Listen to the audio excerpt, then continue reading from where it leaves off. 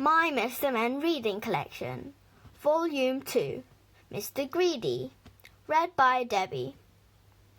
Mr. Greedy liked to eat. In fact, Mr. Greedy loved to eat. The more he ate, the fatter he became. And the trouble was, the fatter he became, the more hungry he became. And the more hungry he became, the more he ate. And the more he ate, the fatter he became, and so it went on. Mr. Greedy lived in a house that looked rather like himself. It was a roly-poly sort of house. One morning, Mr. Greedy awoke rather earlier than usual. He'd been dreaming about food, as usual, and that had made him wake up feeling hungry, as usual. So Mr. Greedy got up, went downstairs, and ate the most enormous breakfast. This is what Mr. Greedy had for his breakfast: 2 slices of toast, 1 packet of cornflakes, 1 bottle of milk, 1 bowl full of sugar, 3 more slices of toast, 3 boiled eggs, 4 more slices of toast, 1 dish of butter, and 1 pot of marmalade. When he had finished his enormous breakfast, Mr. Greedy sat back in his chair, smiled a very satisfied smile, and thought. "That was a delicious breakfast," he thought to himself. "Now I wonder what would be nice to have for lunch." He decided, in order to work up an appetite for lunch, he would go for a long walk. That morning, Mr. Greedy walked and walked and walked. Then he discovered a cave. "That's funny," he thought. "I don't remember seeing that there before." Mr. Greedy, being a curious sort of fellow, decided to explore. He entered the dark cave. Inside, he discovered some giant steps leading upwards.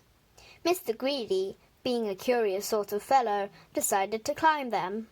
They were very steep and very difficult to climb, but with much huffing and puffing, Mr. Greedy climbed up and up. At the top of the steps, Mr. Greedy came to a door. It was, without doubt, the biggest door that Mr. Greedy had ever seen, and it wasn't quite shut. Mr. Greedy, being a curious sort of fellow, decided to see what was on the other side of the door. So Mr. Greedy squeezed himself through the crack in the door, and there before him was an amazing sight: the biggest room in the world. The floor was as big as a field.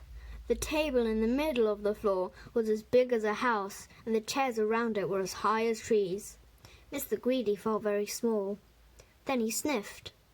Coming from somewhere up on the top of that gigantic table was the most delicious foody smell that Mr. Greedy had ever smelled. Mr. Greedy sniffed again, and then decided that he must get up onto that table. So he began to climb up the leg of the enormous chair. It was very difficult, and it took him a long time, but eventually Mr. Greedy stood on the table. Everything was larger than life. The salt and pepper pots were both as big as pillar boxes. There was a bowl of fruit on the table, and Mr. Greedy tried to lift one of the oranges. And Mr. Greedy, being Mr. Greedy, took a bite out of one of the apples there. Then he looked around. Over on the other side of the table stood the source of that delicious smell. A huge, enormous, gigantic, colossal plate, and on the plate, huge, enormous, gigantic, colossal sausages the size of pillows, and huge, enormous, gigantic, colossal potatoes the size of beach balls, and huge, enormous, gigantic, colossal peas the size of cabbages. Mr. Greedy hurried across the table towards the plate, and, being Mr. Greedy, began to eat.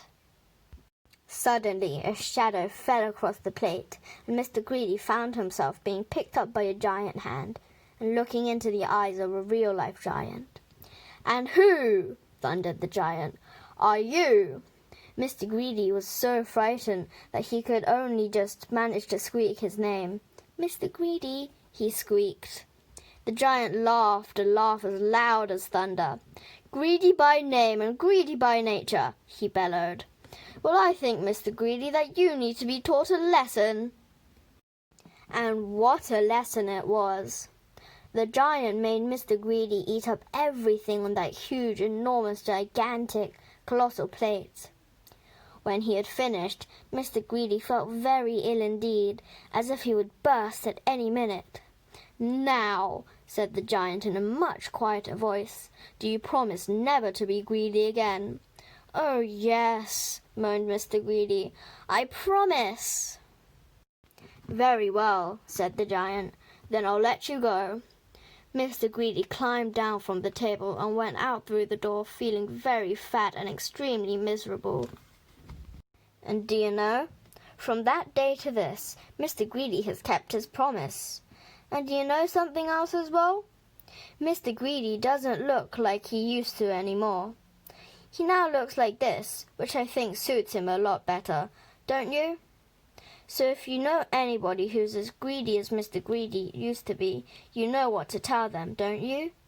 Beware of giants!